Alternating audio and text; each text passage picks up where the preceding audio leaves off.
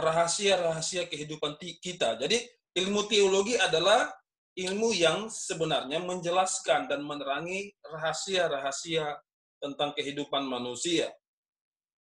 Tetapi di lain pihak ada juga kelompok, ada juga orang yang menganggap tidak terlalu penting, atau saya gunakan bahasa yang lebih simpel dalam meremehkan teologi atau ilmu teologi, karena menganggap bahwa teologi sebenarnya bukan ilmu. Kenapa mereka mengatakan teologi bukan ilmu?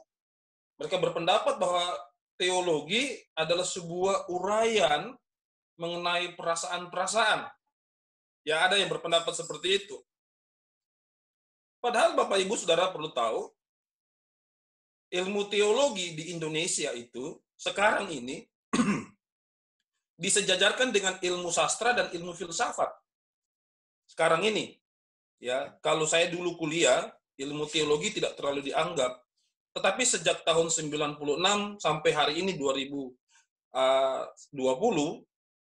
ilmu teologi itu masuk dalam program ilmu sastra masuk, dan juga setara dengan ilmu filsafat. Kenapa demikian, Bapak Ibu? Ini saya ambil gambaran tentang apa sih itu ilmu teologi sebelum kita akan masuk kepada teologi biblika nanti. Ilmu teologi merupakan ilmu yang majemuk.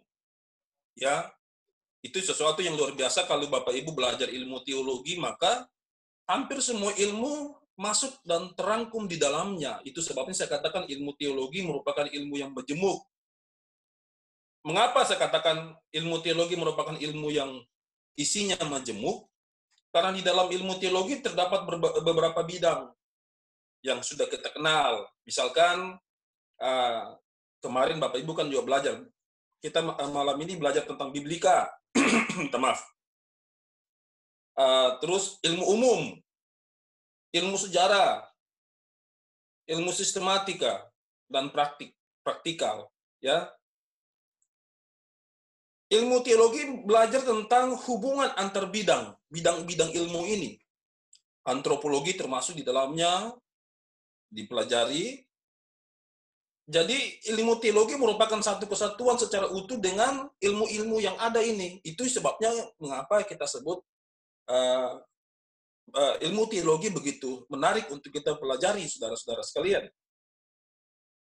Nah, saya berharap bahwa kita belajar ilmu teologi malam ini, mulai dari teologi secara kontekstualisasi, situasi yang bersifat konteks tertentu, atau juga begini, kita belajar ilmu teologi, yaitu suatu ilmu yang tidak saja belajar pada secara tekstual, tetapi juga bagaimana kita menanggapi kehidupan kita agar kita dapat memahami apa yang dimaksudkan oleh Tuhan di dalam firman. Dan apa juga yang menjadi pergumulan para teolog di dalam zaman ini terkait firman Allah, pewartaan, apa yang disampaikan di dalam mimbar-mimbar gereja kita. Nah, akhirnya saudara-saudara, saya ingin mengatakan bahwa ilmu teologi sebenarnya, saya ingin katakan, ilmu teologi sebenarnya bukanlah ilmu yang kering. Kan kita berpikir untuk apa sih? Ya, ilmu teologi seringkali tidak terlalu dianggap karena sebagian orang beranggapan tidak ada manfaat dan tidak ada gunanya, hanya segelintir orang yang mau belajar tentang ilmu teologi. Yang tadi saya katakan dari atas tadi ya, padahal ilmu teologi adalah ilmu yang kaya banget, karena itu ada keterkaitan dengan ilmu-ilmu yang lainnya. Itu sebabnya saya katakan ilmu teologi sesungguhnya bukanlah ilmu yang kering atau ilmu yang cetek, melainkan ilmu teologi adalah, saya katakan, ilmu yang juga berhubungan dengan spiritual. Nah, ada ahli spiritual di situ, Pak Tim. Gitu ya. Saya katakan ilmu yang juga berhubungan dengan hal-hal yang spiritualitas. Memang kadang-kadang ilmu teologi sering membingungkan. Kenapa saya katakan kadang-kadang ilmu teologi sering membingungkan? Karena memang kita belajar teologi, kita bertemu dengan hal-hal yang baru, menyangkut persoalan-persoalan sentral dalam kehidupan orang percaya. Jadi, seringkali kita beranggapan, kenapa ilmu teologi ini membingungkan. Ya, tapi ingin saya katakan bahwa itu hal yang biasa, sebab pada waktu kita belajar ilmu teologi, maka kita berjumpa dengan hal-hal yang baru yang menyangkut persoalan yang paling sentral dalam kehidupan orang percaya, gitu ya. Namun saya ingin katakan kepada Bapak Ibu Saudara sekalian bahwa kebingungan ini dapat membawa pada wawasan yang lebih luas. Jadi kebingungan kita terhadap hal-hal yang baru di ilmu teologi sebenarnya justru membawa kita pada wawasan yang lebih luas dan kematangan yang lebih dewasa. Ya, waktu kita belajar ilmu teologi, nah di ruang teologi inilah kita bisa mengeksplor segala sesuatu. Ya, itu ya. Kalau di mimbar gereja kan ini normatif sekali ya, kita nggak bisa mengeksplor karena tidak semua orang yang hadir dalam gereja itu memiliki tingkat pemahaman yang sama dengan kita misalnya. Nah, waktu kita belajar ilmu teologi secara akademik di sini, kita akan menemukan hal-hal yang baru yang kita eksplor secara teologis dengan ditunjang dengan berbagai latar belakang ilmu pendidikan, ilmu pengetahuan yang terkait langsung dengan teologi. Dengan demikian, kita akan semakin matang sebagai seorang teolog. Itu sebabnya kalau Bapak Ibu Saudara mengikuti perkuliahan teologi, tetapi ada hal-hal yang Saudara tentu saling terkait satu dengan yang lainnya. Saya berharap bahwa pertemuan kita malam pertama ini dengan perkuliahan Zoom, bahkan ada yang tidak dengar, kita coba pelan-pelan, tadi saya katakan saya coba pelan-pelan dengan hal-hal yang sederhana, supaya kita bisa menangkap dan kita bisa saling menukar informasi. Karena ada hal-hal yang baru juga akan saya temukan dari Bapak Ibu, pada waktu kita sementara interaksi di sini, ada hal-hal yang baru, dan saya percaya hal-hal yang baru itu akan membuka satu wawasan yang baru, bisa saja itu wawasan kita mulai dari kebingungan, tapi kebingungan kita itu menuju kepada suatu tingkat kedewasaan karena kita menemukan hal-hal yang baru. Silahkan nanti kita akan bereksplor. Sedikit gila di dalam ruangan kuliah itu nggak apa-apa. Ya, kita mau katakan bahwa kita mau meragukan ketuhanan Tuhan Yesus pun is oke lah. Tapi itu sebatas di ruangan kuliah ya. Kita tidak mempropagandakan itu di mimbar-mimbar gereja kita. Oke, kita sekarang masuk di teologi biblika. Kemarin Pak Ruben ada bantu saya untuk mencoba menerjemahkan Bapak Ibu yang saya kirim di dalam bahasa Inggris. Saya coba membantu, coba terjemahkan dengan bahasa yang saya pahami tentang materi ini, perkuliahan sore ini. Oke, kita lihat definisi dari teologi biblika perjanjian baru. Jadi hari ini ya, kita belajar teologi biblika perjanjian baru. Kita akan lihat definisi dari teologi biblika di malam ini, khusus untuk perjanjian baru. Di sini saya ingin katakan bahwa teologi biblika merupakan cabang ilmu teologi yang secara sistematis mempelajari perkembangan pernyataan Allah dalam sejarah sebagaimana yang dinyatakan Alkitab. Jadi teologi biblika salah satu ya, itu merupakan cabang ilmu teologi yang secara sistematis mempelajari perkembangan pernyataan Allah dalam sejarah. Sejarah mana? Tentu sejarah Alkitab. Sebagaimana yang dinyatakan Alkitab. Teologi perjanjian baru difokuskan kepada tulisan-tulisan perjanjian baru. Jadi ingat, teman-teman semua, bahwa pada waktu kita belajar teologi biblika perjanjian baru, maka pelajaran kita tentang teologi ini difokuskan kepada tulisan-tulisan perjanjian baru. Tetapi Bapak Ibu Saudara perlu tahu, di dalam fokus kita mempelajari teologi perjanjian baru, maka perjanjian baru yang kita pelajari ini tidak terlepas dari kaitan dengan tulisan-tulisan lainnya di dalam perjanjian lama. Nah, teman-teman kan sudah dapat kitab perjanjian lama yang sudah disampaikan oleh Pak Tim beberapa waktu lalu. Sebab kenapa, Saudara? Sebab secara sepintas, Perjanjian Baru memperlihatkan adanya kaitan yang erat antara Perjanjian Baru dan Perjanjian Lama. Perjanjian Baru tidak mungkin dimengerti dengan benar apabila kita mengabaikan Perjanjian Lama. Banyaknya kutipan Perjanjian Lama dalam Perjanjian Baru menunjukkan betapa besarnya arti dari kesinambungan yang menghubungkan zaman kekristenan dengan zaman PL. Jadi Perjanjian Baru, adanya kutipan-kutipan Perjanjian Lama di dalam Perjanjian Baru menunjukkan betapa besarnya arti dari kesinambungan yang menghubungkan antara zaman kekristenan dengan zaman PL. Misalkan tema tentang janji, penggenapan di antara menjalin hubungan di antara kedua Alkitab. Jadi tema janji itu saja, Perjanjian Lama ada, Perjanjian Baru juga ada, gitu ya.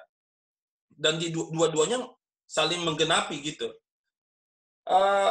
Selanjutnya, kitab suci yang dipakai oleh jemaat mula-mula pun juga adalah Perjanjian Lama.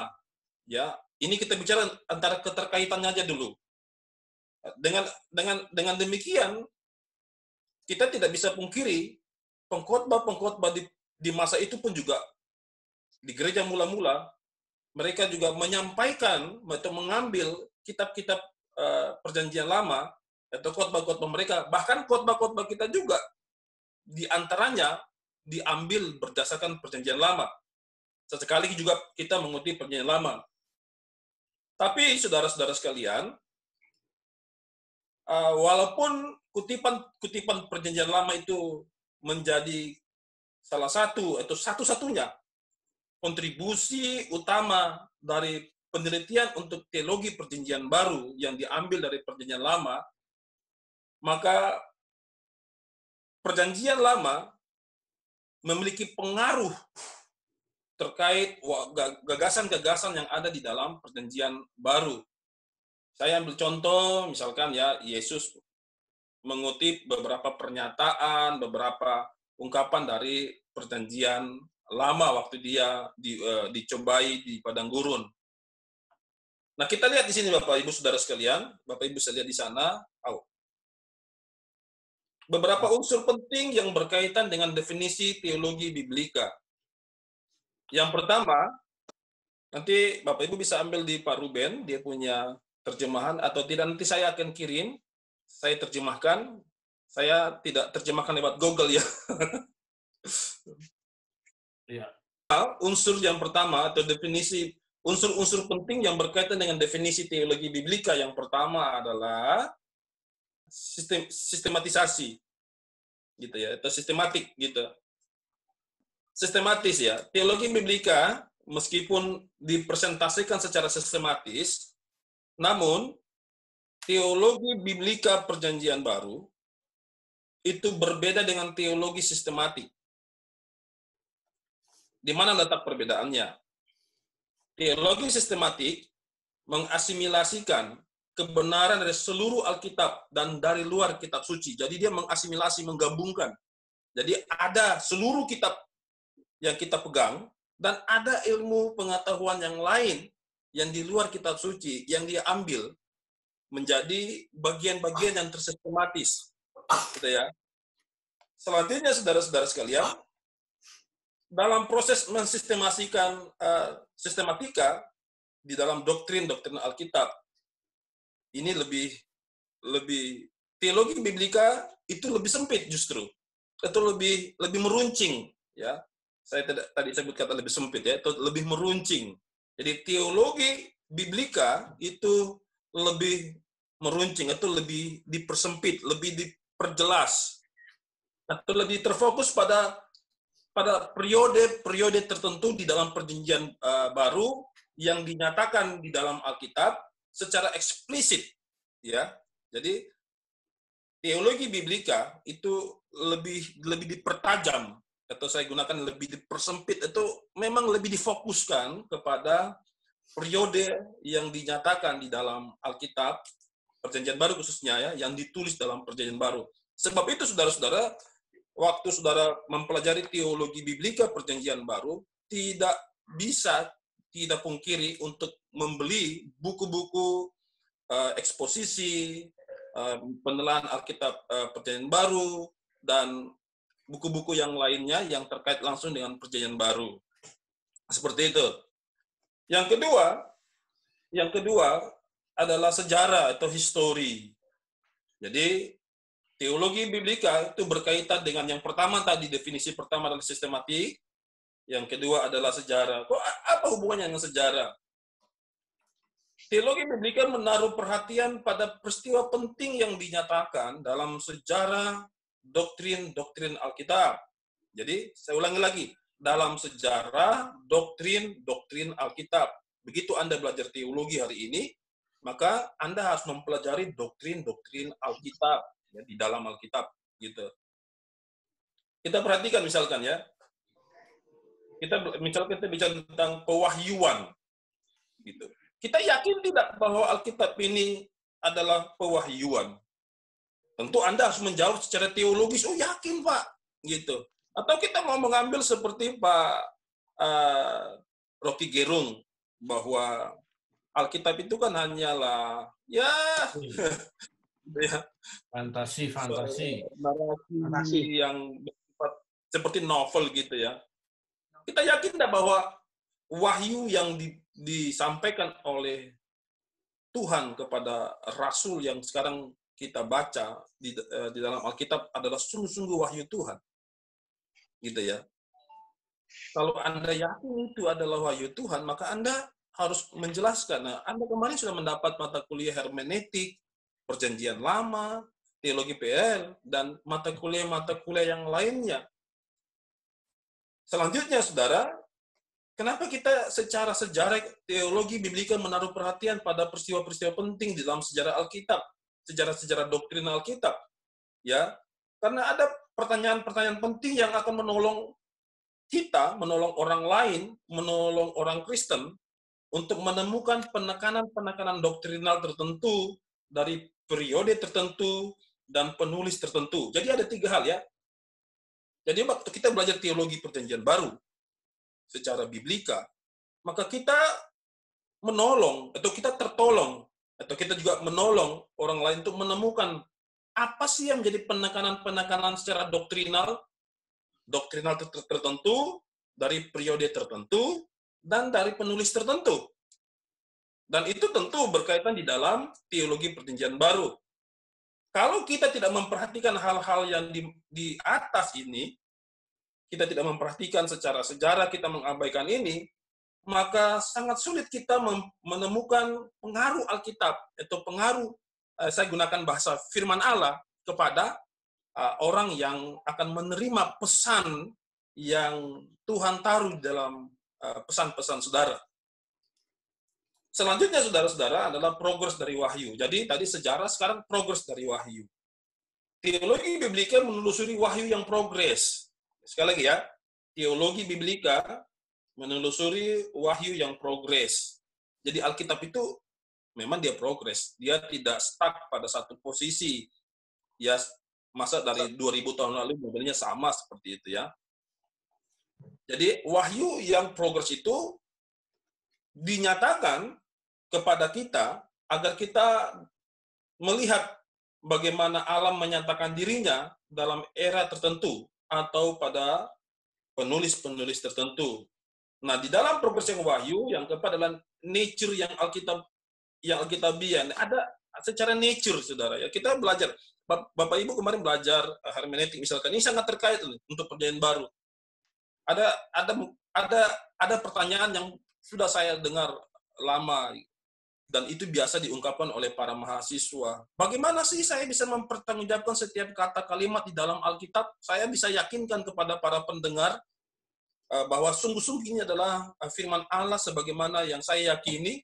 Nah, itu sebabnya yang tadi saya katakan progres dari wahyu. Nah, sekarang saya katakan nature yang Alkitabiah. Teologi biblika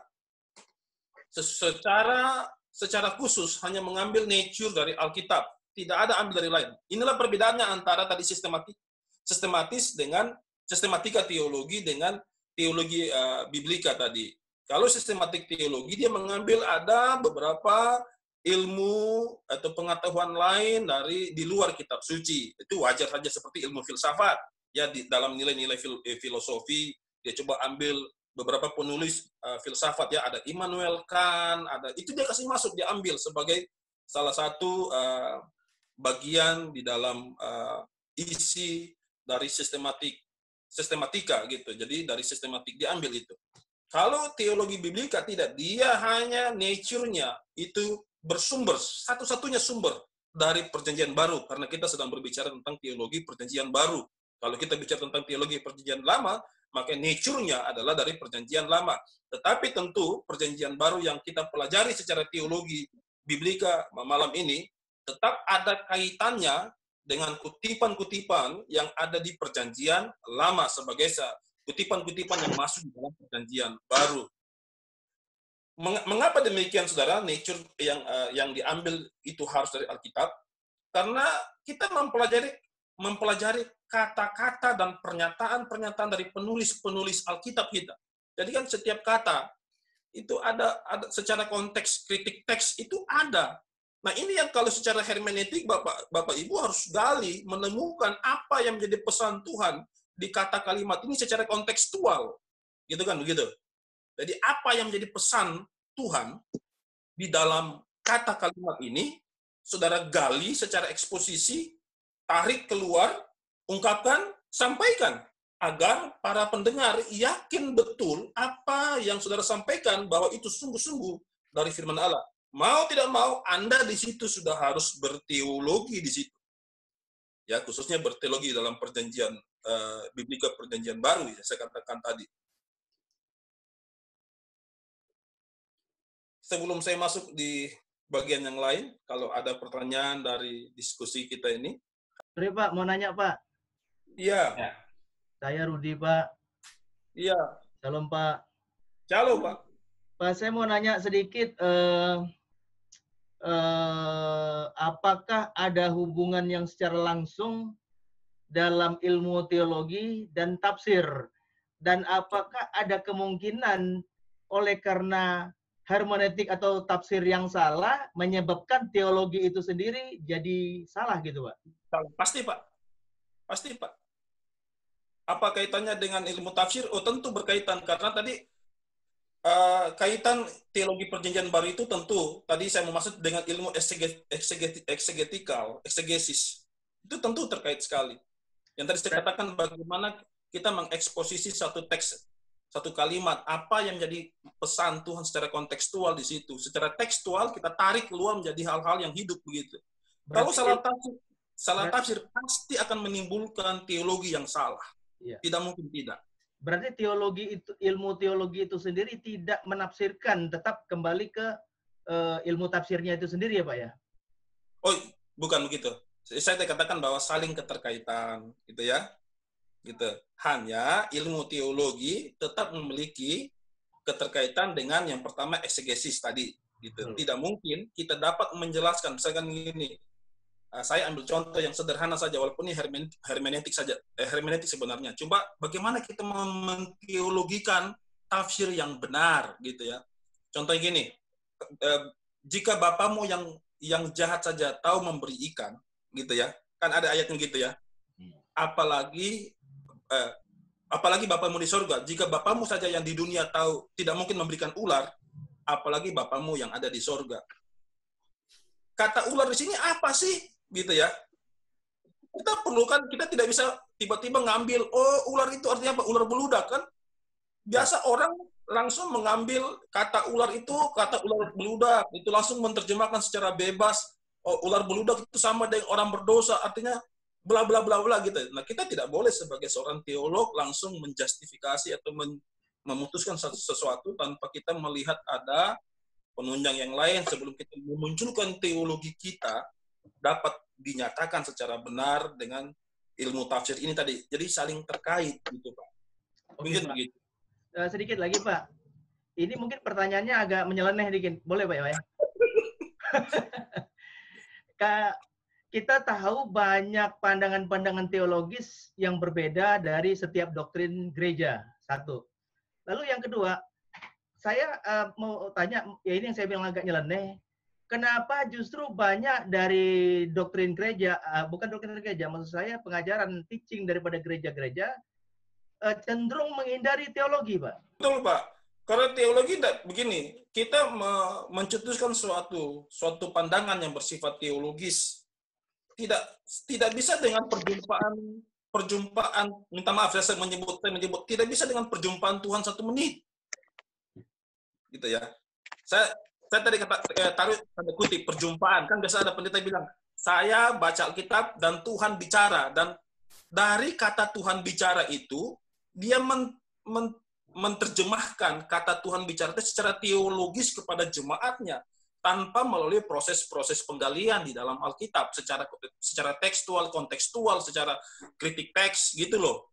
Jadi langsung bilang Tuhan bicara, langsung dia patok kalau Tuhan bicara harus begini. Gitu ya, harus ikut misalkan gitu ya. Nah, bahaya kalau Tuhan bicara kita mati rame-rame gitu loh. Kita bisa mati rame-rame gitu. Ayo kita terjun ke jurang rame-rame kan, Tuhan yang bicara, kan itu berbahaya, Pak. David Koresh, Pak. Ya, gitu ya. David Koresh, terus Father Smith di Amerika. Ya. Jim Jones. Nah, gitu kan. Mereka minum racun karena katanya Tuhan yang bicara. Itu tadi, kita tidak mempelajari teks dengan benar, kita mau menggampangkan sesuatu, akhirnya banyak pendeta menghindari hal-hal yang secara teologis itu karena mereka harus menggali, menemukan secara pasti. Kalau ada perbedaan, tentu Pak ada perbedaan. Kenapa ada perbedaan di sana? Karena eksegesisnya yang berbeda, gitu ya. Satu, kedua karena pandangan gereja terhadap apa yang dianut. Seperti saya orang reform Pak, gitu ya. Saya orang reform. Bagi GBI, mereka percaya bahwa keselamatan itu adalah dikerjakan. Mereka menggunakan teologi anugerah, gitu ya. Nah, bagi reform, mereka tidak menganut teologi anugerah. Mereka percaya bahwa seseorang yang telah diselamatkan Tuhan, maka keselamatan terhadap dirinya tidak mungkin hilang. Ada perbedaan pandangan ini, dan dari perbedaan pandangan itu memunculkan teologi-teologi yang berbeda dengan satu dengan yang lainnya. Begitu, Pak? Ya. Oke, terima kasih atas penjelasan Bapak. Lalu tadi saya mengutip statement Bapak mengenai sepakat untuk tidak sepakat, begitu Pak ya? Iya. Nah, saya secara pribadi saya setuju banget karena konsep sepakat untuk tidak sepakat itu memang dikenal di dalam Judaism, itu dikenal. Makanya banyak sekali perbedaan pandangan teologis di dalam Judaism. Betul. Lalu kalau kita tarik ke gereja gitu loh, istilahnya ke gereja-gereja gitu loh. Kenapa justru prinsip sepakat untuk tidak sepakat ini selalu dihindari? Artinya semua harus sama. Tapi padahal faktanya banyak yang lain, begitu Pak. Ini kebingungan saya nih Pak. Maaf Pak. Aduh, ya. Kalau saya tadi begini, mungkin kembali kepada nature gereja itu Pak ya. Seringkali kan, apalagi kalau gereja yang berprinsip father ya, the ring father gitu ya, apa kata bapak, pokoknya anak pun harus iya ngeh gitu, iya ikut aja. Jadi akhirnya itu dijadikan suatu doktrin secara buat mereka gitu. Minta maaf, saya juga ada di gereja ini sebenarnya. Jadi apa kata bapak, apa kata orang yang di atas kita, mau tidak mau kita harus patuh gitu. Padahal dalam pandangan-pandangan doktrin teologi yang tadi Bapak sebut tentang Yudaisme. Yudaisme itu ada 3 kelompok mereka. Ada Yudaisme yang sudah campuran, ada Yudaisme yang memang asli, ada Yudaisme yang modern, kan gitu. Ketiga-tiga ini pun punya pemahaman yang berbeda terkait Tuhan, Kristus, dan semesta. Begitu, Pak. Jadi memang kita harus menyuarakan itu, tetapi ketidaksepakatan kita bukan berarti bentuk perlawanan kita kepada kita punya Father. Gitu, Pak. Pak, terima kasih, Pak. Terima kasih. Silakan. Sebenarnya bukan bertanya sih Pak, mau minta penjelasan lagi tentang definisi sistematis. Iya, karena tadi suaranya terputus-putus Pak. Oke, saya ulang lagi dari atas Pak. Terima kasih Pak. Terima kasih. Yang pertama, beberapa unsur penting yang berkaitan dengan definisi teologi biblika. Yang pertama adalah sistematis, gitu ya. Lidah saya gara-gara terjemahkan ini jadi bolak-balik juga, Pak. Jadi sistematisasi. Sistematisasi adalah ilmu atau hal-hal yang berhubungan dengan teologi biblika. Karena kenapa? Teologi biblika meskipun dipresentasikan secara sistematis, namun berbeda dengan teologi sistematik. Jadi ada perbedaan ternyata ya antara teologi biblika dengan teologi sistematik. Di mana letak perbedaannya? Ya gitu ya. Teologi sistematik mengasimilasikan kebenaran dari seluruh Alkitab dan dari luar Alkitab. Saya ulangi lagi, teologi sistematik mengasimilasikan kebenaran dari seluruh Alkitab dan dari luar kitab suci. Dalam proses mensistemasikan doktrin-doktrin Alkitab. Jadi, doktrin Alkitab yang ada di dalam sistematik teologi tadi, yang saya katakan, memang diambil dari seluruh Alkitab, dari seluruh kebenaran Alkitab. Namun juga dari luar Alkitab. Jadi ini mengasimilasi, dia mencampurkan, ya. Yaitu apa? Filsafat di dalamnya. Makanya ada sebut filsafat Kristen, etika, gitu ya, dan sebagainya. Itu masuk di dalam teologi sistematik. Antropologi masuk di dalam sistematik, gitu ya. Teologi biblika saya tadi katakan lebih sempit atau lebih dipertajam. Mengapa saya katakan teologi biblika lebih dipertajam atau lebih sempit? Saya gunakan bahasa lebih sempit, terjemahannya begitu, sempit. Ya. Karena teologi biblika lebih terfokus pada periode sejarah yang dinyatakan di dalam Alkitab, atau gini. Periode sejarah yang dinyatakan secara eksplisit dari penulis Alkitab tertentu. Jadi ini di sini perbedaannya. Kalau teologi biblika kita pure, kita murni ambil dari Alkitab, gitu ya. Kita belajar apa sih kata secara teks Alkitab, secara nats di dalam Alkitab, kata per kata per kalimat, kaitannya dengan konteks penulisan di dalam teks Alkitab itu apa maksudnya. Yang tadi saya katakan ular dan ikan, kok ada persamaan Tuhan menggunakan kata ini kepada orang Yahudi, misalkan, kalau bapamu yang jahat saja tahu memberi anaknya ikan, bukan ular, apalagi bapamu di sorga yang murah hati itu. Dibuatlah satu perbandingan, padahal ini kontras banget, ya, kontras sekali secara kalimat. Jadi kita perlu gali di sini. Kalau sistematik teologi, dia akan mengambil dari situ ditambah dengan, ya, ilmu-ilmu yang lain di luar Alkitab. Tetapi ilmu itu tentu mendukung apa yang ada di dalam Alkitab yang kita anut bersama-sama. Seperti itu, Pak. Yang poin pertama. Yang kedua, sejarah. Kita lihat teologi biblika hubungannya dengan disiplin ilmu lain. Yang tadi ini pertanyaan dari Pak Rudi, ya. Yang pertama yaitu studi eksegetikal, eksegesis, ya, studi eksegesis.